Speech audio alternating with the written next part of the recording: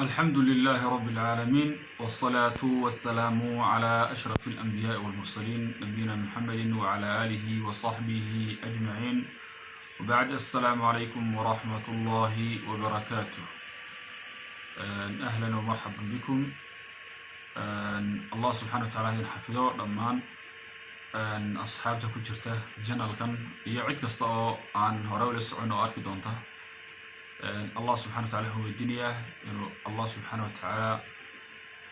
ومارت بركايه أولاده بركايه زواجه بركايه مالكه بركايه عمره بركايه وحقوق في ومهم سنة إلهي كو بركايه وحكمله عمره جاء إلهي كو بركايه وإلهي سبحانه وتعالى مارت وكاغدق عمره أتجفى إذا ستو أنت تناشعي خير إيه وناج إلهي كو أفتيه سبحانه وتعالى وأيوه عمره وأحسعناي أو دقدقية ومارت قفك مارت سنة أكثر معنيدين مركز وجهيسو كاسو هربحات dareemaysa inay wax iska bedeleen jirkiisii oo maartay ciradii ku sii korodhay maartay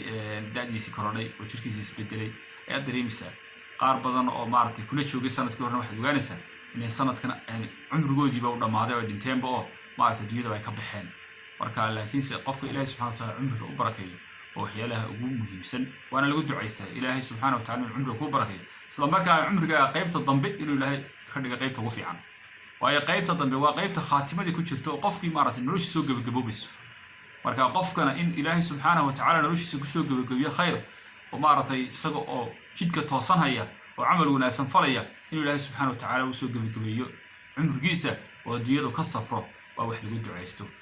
اللهم اختم بالصالحات الباقيات الصالحات أعمالنا بالقدعيسة إلهي وباقيات الصالحات أعمال شو ناس إله عمله وصل ختم إله خاتمة نروح من بالقدعيسته وأي خاتمته وحوجمس قف كستا يعني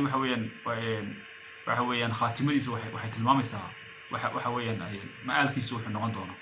وحلا رجيريا قفك خير يوناق سجوا مارتي كجرا بنتا إنه خير كاي وناقاس وقيامها أنا مارتي صباحي دونا مارت إن شاء الله تعالى ما أنت واحد سكدينا هنا نحسنه هل حديثكم بدي حديث النبي صلى الله عليه وسلم حديث كاسو يعني وحويان لقول أبي هريرة رضي الله عنه أن رسول الله صلى الله عليه وسلم قال كل المسلم على المسلم حرام دمه وماله وعرضه رواه مسلم حديث كان وحصو صاري مسلم بكتاب كيسو صاري حانا ورنية الصحابي قوين أبي هريرة صحابي قوي حديث بدن حق حديث النبي صلى الله عليه وسلم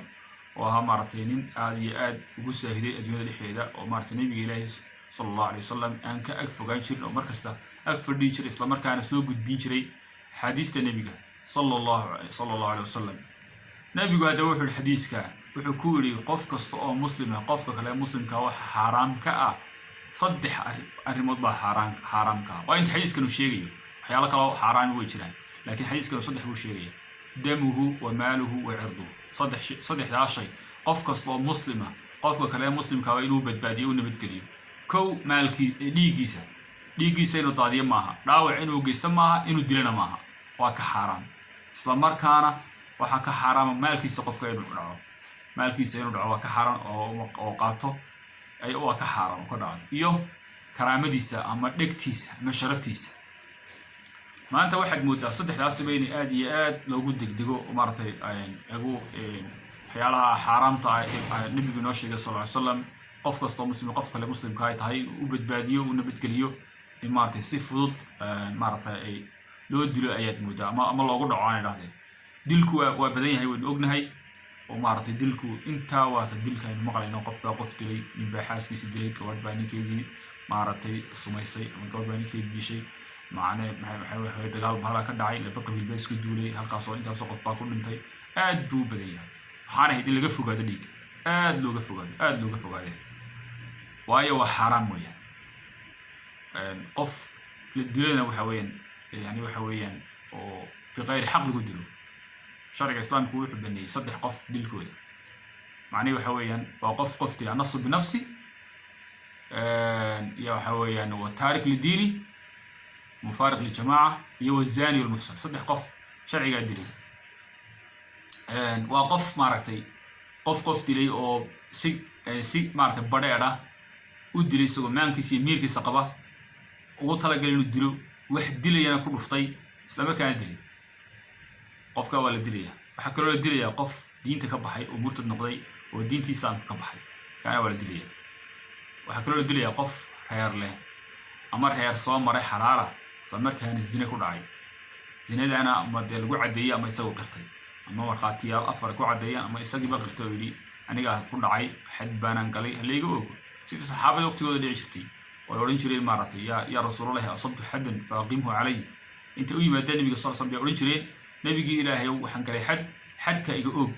markaasaa maaragtay nabigu ka oogi jiray oo xadkaa ka fulin jiray waayo naftaada ood weydo waxaa ka xun adigoo ilaahay agtiisa dembigii ula hoydo oo maaragtay qabriga lagu cadaabo oo qiyaamaha lagu cadaabo ayaa ka xun maaragtay inaad naftaada weydo oo adduunyada ka tagto kolleyba adduunyada waad ka tegaysay maaragtay isnadiifi weeyaan markaasaasay odhan jiray oo markaas nebiguna waa ka fulin jiray xadkaas marka la ogaado qofkaas dee inaan qof miyir qaban yahay wixiina isagoo isku cadeeyey ama dee qof lagu soo cadeeyo markhaatiyaal afar ay arkeen isagoo wixii samaynaya ay arkeen haddaba dilku waxa weeye saasuu adag yahay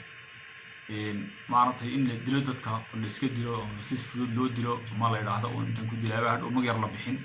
amaba waxa weeyaan aana iyo wax lamid ah ama dad nacayb ama si kastaba ha ahaatee qofku muslim inuu qof muslima dilo waa ka xaaraam dhiigiisu waxaa kaloo xaaraama maalkiisaas maaha uun inaad xatooyo maaha inaad xadaa waa xaaraan inaad baabalqiyaamo ku cuntana waa xaaraan inaad baabalqiyaamo ku cunto usoo fikirto ila waxaa jira dad intay kusoo fikiraan baabalqiyaamo kale kaaga cunaya oo khiyaamo ayuu maaragtay ku sameynaya maalkaaga laakiin caadi kaaga dhici maayo waxaa kaloo jira qaar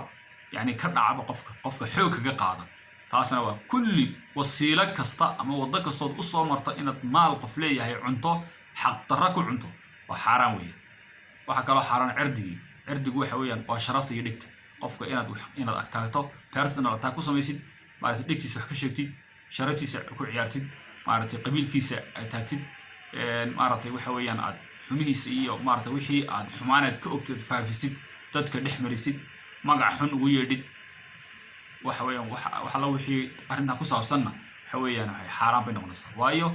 waa waxyaalaha sharcigu ilaaliyay shan arrimood bay diintu ilaalisaa marka shanta arrimood bay saddex ka mid yihiin shan arrimood oo diintu ilaaliso waxa weeyaan waxa kamid ah saddexdan baa kamid ah marka qofka lama ogolayn maalkiisa ee waxa mujida in dhegtiisa wax la yeelo oo la ataago la weeraro oo la caayo oo qof wax laga sheego lama ogola maanta waxa uu darintaas in dhexdeen aad ugu faaftay oo markaad eegto baraha bulshada meesha loo yaqaano waxa weeyaan aad baad u arkaysaa qof la caayo qof la bahdilayo qof la jiijiidayo qof wax la doon lagu hadlayo waxa la wixii la doon lagu hadlayo arkaysa waayahay marka ilaahay subhanahu wa ta'ala badbaadiyo hadaad maanta dhaqankeena eegto waxa weeyaan aad baad u naxaysaa dadkeenu sida maaragtay u dhaqmayaan كأنما ضدك إنه يهم الضدان علبي حسابين دونين عدن إلهي سبحانه وتعالى حسابين إنه يهم أياد مودان لكن وحويا أنت وحويا وغفلة ويان غفلة قف دو غفلة قلوا غفلة دو هلس ويان غفلة دو وامحي وقفك ودينت إلهي كفوق هذا دقيس كده دينت إلهي كفوق هذا برشة ده علماء يضدك معرض علمك الدين تلا آخرة يوم آلك ضدك يوحي كل ضمبان يعني كهذا لا يقف كفوق هذا dabeetana qofku geerida ilaawo qofku ilaahay xisaabtii sawtaag ilaahay ilaawo